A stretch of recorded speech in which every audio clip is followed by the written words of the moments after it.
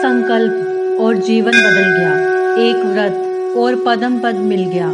तप की अग्नि में जब इच्छा की राख गिरती है, तब आत्मा का सूरज उगता है। 13वें अध्याय में आज हम जानेंगे वो रहस्य, कैसे केवल एक संकल्प, एक निष्कलंक तपस्या इंसान को ईश्वर के समक्ष पहुंचा सकती है। हरे कृष्णा, जय श्री हरि, जय श्री विष्णु। श्रुतिदेव जी आज बताते हैं उन महान तपस्वियों की कथा जिन्होंने ना कोई आडंबर किया, ना कोई दिखावा, बस मन में एक पवित्र विचार उठा और वही बन गया उनकी मुक्ति का द्वार। बहुत समय पहले एक वज्रनाभ नामक तपस्वी था।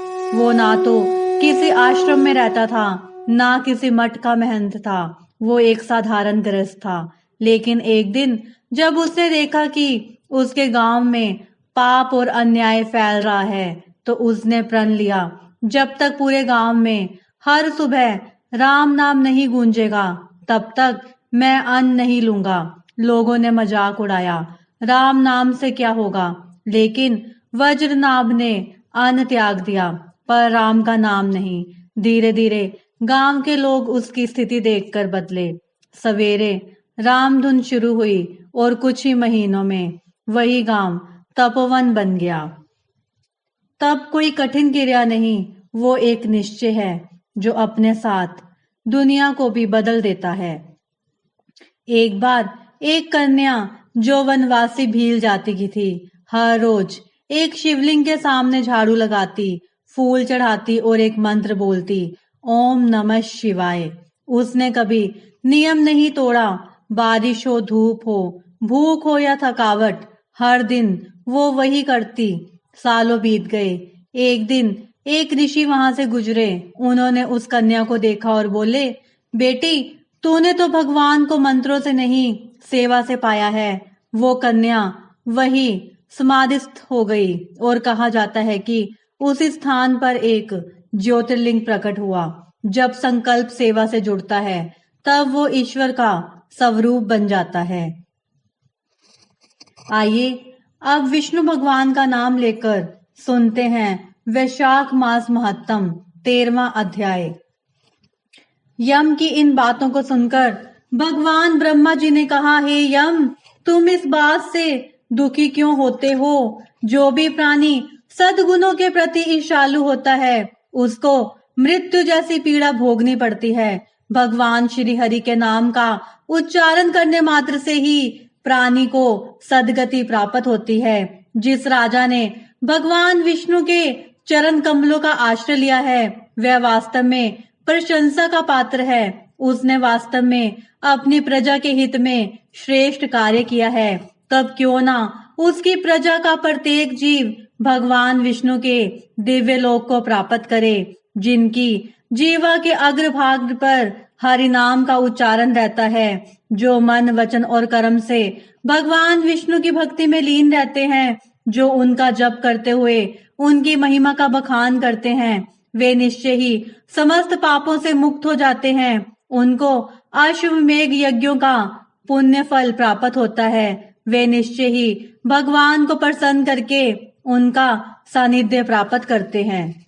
जो यज्ञ करते हैं, जो कुरुक्षेत्र अथवा सरस्वती जैसे पुण्य क्षेत्र में स्नान करते हैं, उनको कुछ समय बाद पुनः जन्म धारण करना होता है। परंतु जो प्राणी वैशाख मास का विधि पूर्वक सेवन करता है, उससे भगवान विष्णु सदैव प्रसन्न रहते हैं और वे उस प्राणी की सदैव सहायता करते हैं। हे धर्मराज, राजा कीर्तिमान का प्रभाव मेरे हाथ में नहीं है, क्योंकि वह भगवान विष्णु का भक्त है और विष्णु भक्त का अनिष्ट कर सकने की क्षमता किसी में नहीं है। भगवान उसे अभय करते हैं। जन्म, मृत्यु, जरा, व्याधि और भय उसे नहीं सता सकता। हे यम, जो स्वामी के द्वारा बताए गए नियम पर धैर्य के साथ कार्यरत रहता है, उससे कभी कोई अपराध नहीं होता। अब तू इस कार्य में असमर्थ ही है, तो तेरा क्या दोष?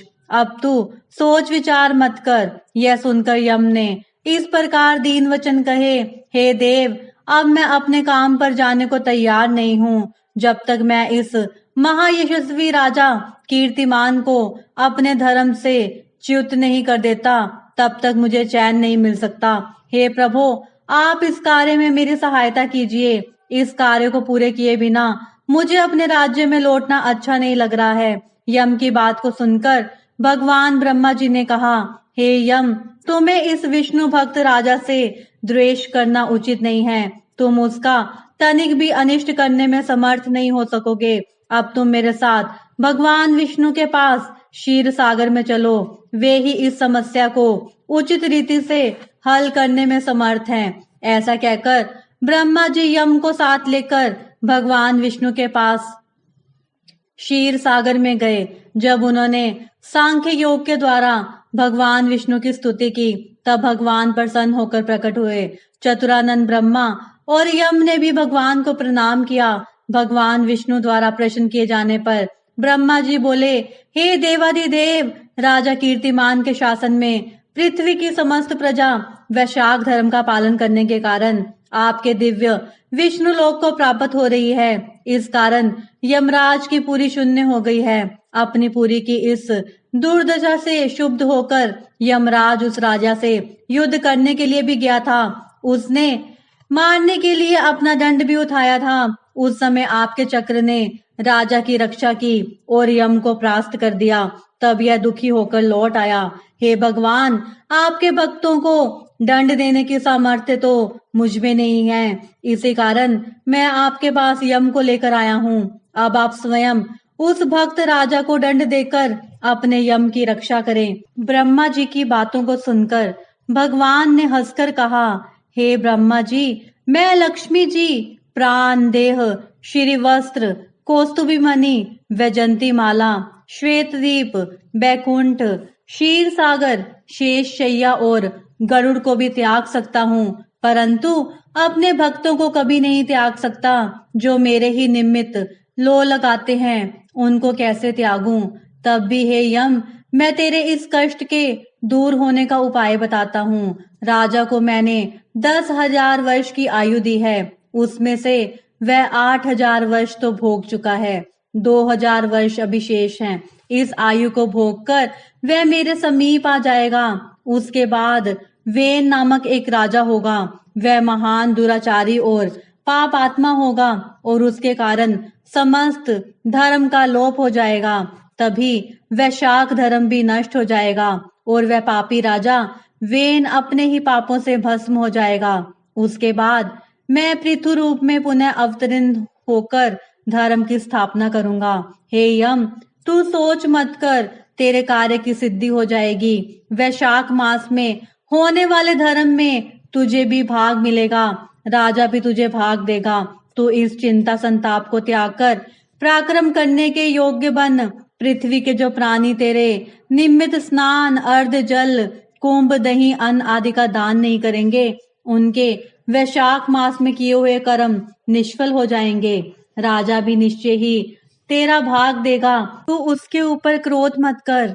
जो प्राणी तेरा भाग देकर वैशाख धर्म का पालन करे, उनके कार्य में तू कोई विघ्न मत डालना, और जो ऐसा ना करे, उनको तो निश्चय ही दंड देना। उस राजा से तेरा भाग दिलाने के लिए मैं अभी सुनंद को उसके पास भेजता हूँ। ये कहकर भगवान ने सुनंद को राजा के पास भेज दिया। सुनंद राजा को समझाकर वापस लौट आया तथा यम के सामने ही उसने श्री भगवान को राजा की स्वीकृति भी बता दी। तत्पश्चात भगवान यम को समझाकर अंतर ध्यान हो गए। ब्रह्मा जी भी यम को समझा बुझाकर अपने लोक को चले गए। यम भी प्रसन्न होकर अपनी पुरी को लौट गया। सुनंद के समझाने पर राजा ने अपने राज्य में यह घोषणा करा दी कि सभी प्राणियों को यम के निमित्त स्नान, अर्घ्य आदि देने के बाद ही वैशाख धर्मों का पालन करना चाहिए। यदि कोई ऐसा नहीं करेगा तो स्वयं यमराज उसे दंड देंगे।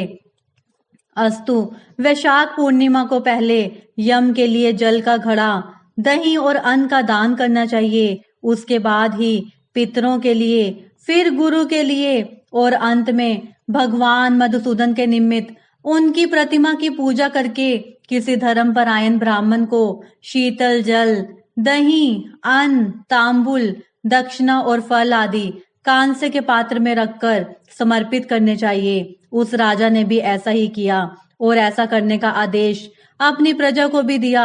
इस प्रकार वह धर्मात्मा राजा अपनी संपूर्ण आयु पूरी करने के बाद बैकुंठ धाम को प्राप्त हुआ। उसके बाद वेन नामक एक महानीच राजा हुआ, जिसके पापाचार से समस्त वैशाख धर्म लोप हो गया। तभी से इस वैशाख धर्म के विषय में विरले विष्णु भक्त ही जानते हैं।